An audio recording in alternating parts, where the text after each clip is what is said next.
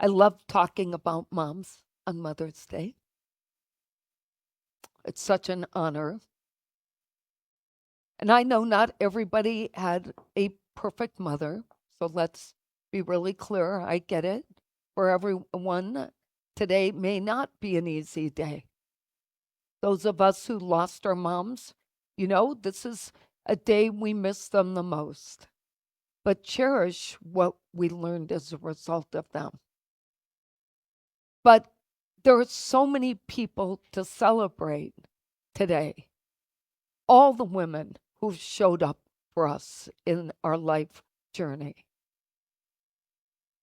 Motherhood is truly a sacred calling, and it transcends the biological connection and circumstance. And it embodies the highest forms of love, patience, and selfless devotion. It is through mothers and those who nurtured us in a motherly way that many of us first experienced what unconditional love was. A love that's present when we face life challenges, a love that helps us and supports us when we are celebrating wins. And while the journey of motherhood can be very personal, it's also very spiritual, and it's celebrated across cultures and languages and faiths. So, three just to point out today in Christianity, what did we always learn? Mother Mary, right? Even the Beatles remembered Mother Mary. And Mary was seen as a symbol of persistence and grace. In Buddhism, mothers are respected for their gift of compassion. And in countless indigenous traditions, it's Mother Earth who is seen as the provider of sustenance and wisdom to all of God's children.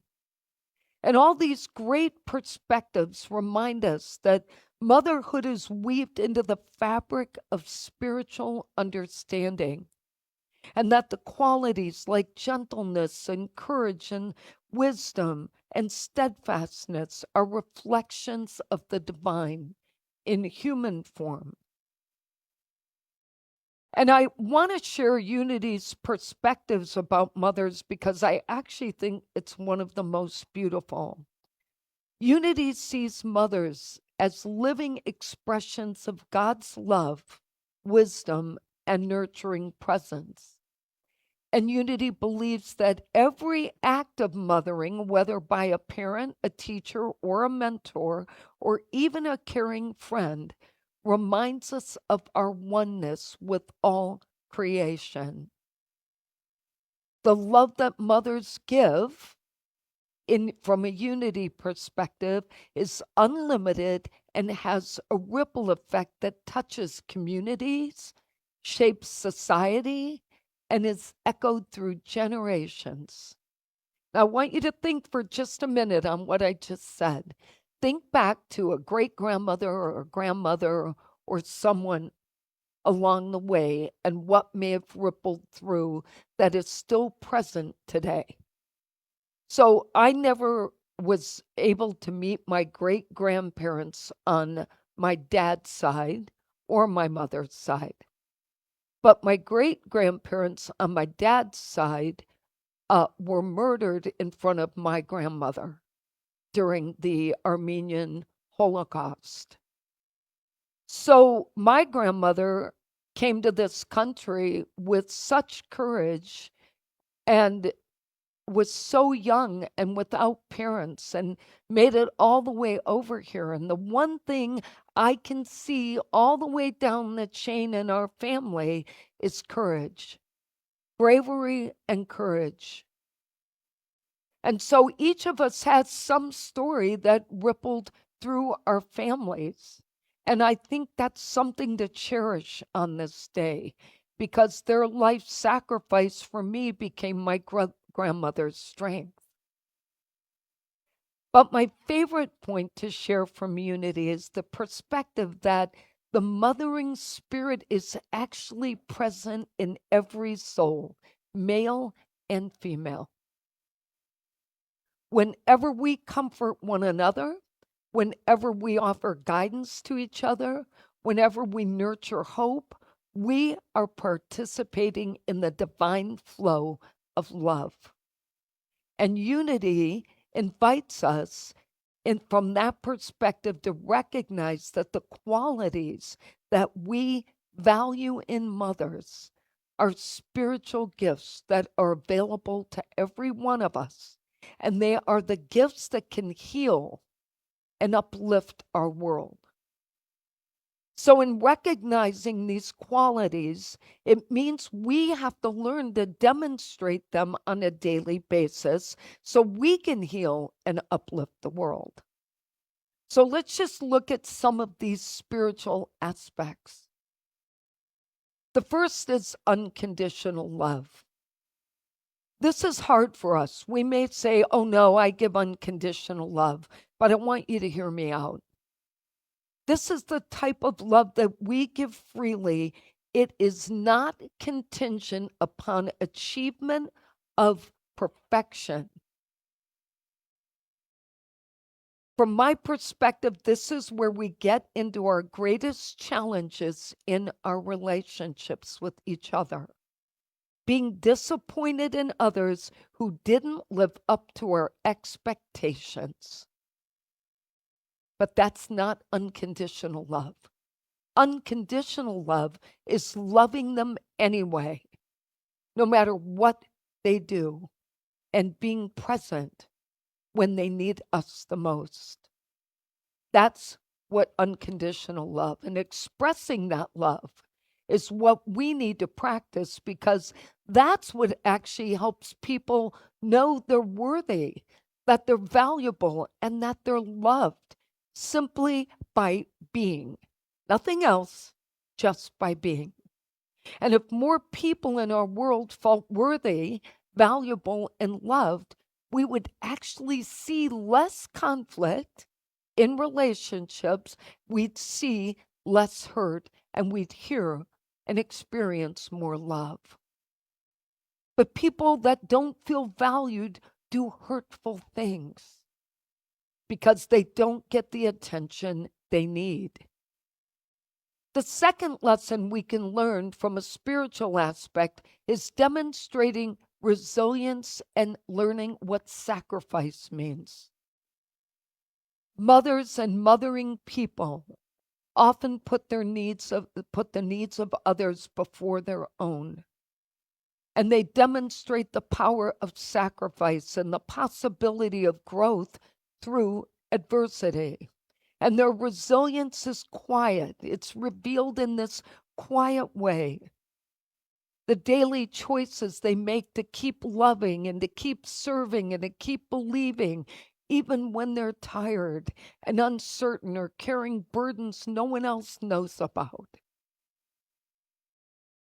And one of the most powerful lessons we can learn from that demonstration of resilience and of sacrifice is that sacrifice is not a weakness.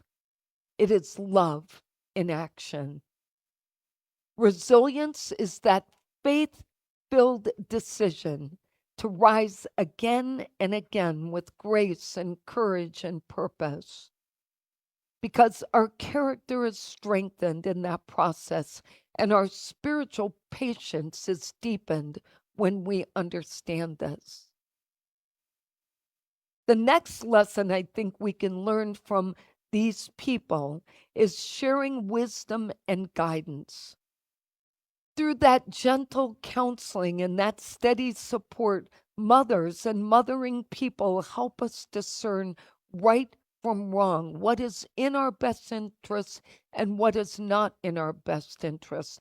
And they inspire us to follow our own path with confidence in it. And when they suspect that we aren't confident about our path, they challenge us to think about whether this is our path. Is it an intellectual decision or an internal one? And that kind of wisdom isn't delivered in grand speeches, but in simple reminders, timely correction. patient listening, loving truth spoken just at the right moment when we need it most. A mother's guidance teaches us how to trust our inner knowing, make thoughtful choices, and move through life with humility and courage. But true wisdom does not control or force anyone. From a lovingly way, it illuminates the path. It helps people grow into the fullest expression of who they came here to be. But we all need these champions. The next lesson is about expressing faith and hope. Unity teaches us that every act of mothering is an affirmation of our shared divinity and our interconnectedness. And in moments of uncertainty, a mother's faith in her children and her hope for their future serves as the anchors that steady the soul. I truly believe that, and I think my mom was that person for her children. The bottom line here is that the spirit of mothering invites us to embrace all people and to include them and to uplift them and to care for them. And to realize that not everyone has family and that type of support. So we need, especially those of us in Unity who understand how to show up in the world and continue to work on ourselves, we need to expand our circle of love to those who do not receive it. There's a beautiful story I want to share today that's unfolding in our family right now that reflects all of what I've been saying here today. And I think it's really worthy of being shared. And I get to choose, so there.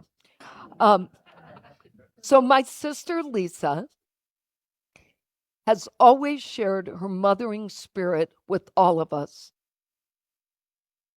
Siblings, nieces, nephews, friends. She's my younger sister, but I swear she's the most mothering and loving person at all times to everyone and would go out of her way to help.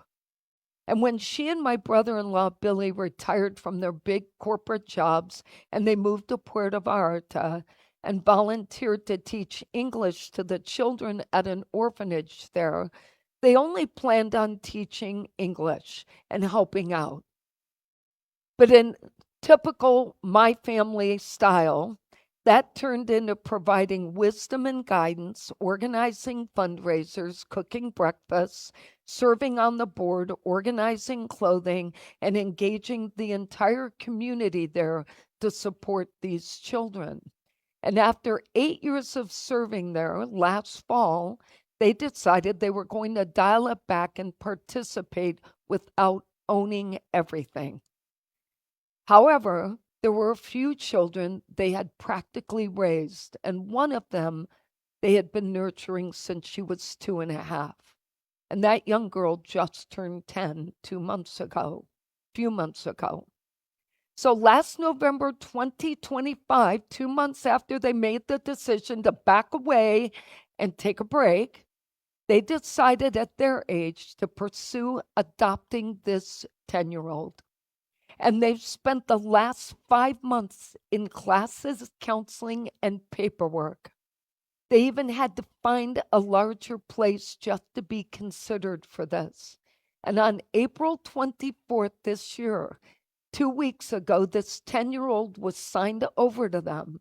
And now they will spend the next several months in the court system in the final adoption stages. That, to me, is the meaning of motherhood.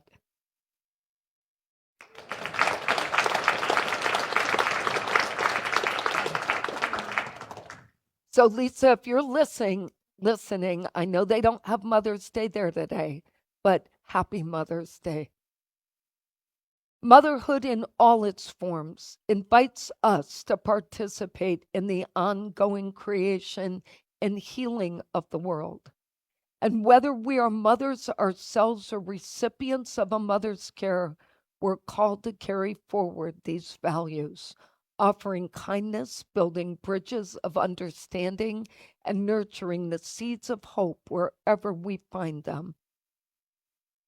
Through the lens of unity, we see that the nurturing spirit of mothers as a sacred bridge that unites us in love, purpose, and spiritual growth. My hope is that each of us will take time today to take a moment to express gratitude to those who have mothered us and to those who continue to nurture and heal. Let's review today's lessons. Honoring Mother's reflections of divine love reminds us of the gifts we can use. Practice unconditional love, contingent upon nothing. Demonstrate resilience and remember that possibilities exist in adversity. To share wisdom and guidance, gently steering others to their path. And to express faith and hope, the anchors to every soul. And our affirmation is simple: I honor and embrace Mother's reflections. Let's say that together. I honor and embrace Mother's reflections. And our quote is from Father Richard Rohr. Divine love is the energy that brought the universe into being and binds it together. Human love is whatever energy we use to help divine love achieve its purpose. Let's take that in. So we pause now to celebrate the women and those who have taken time to guide us, to share their wisdom, to support us along our life path. Those who have stepped up no matter what age to take on helping someone else. Those who have the courage to get up every day and face what they take on and never let it show. And so we say thank you, God, for the women and the men and the people everywhere who have demonstrated that loving spirit of divine love. Amen.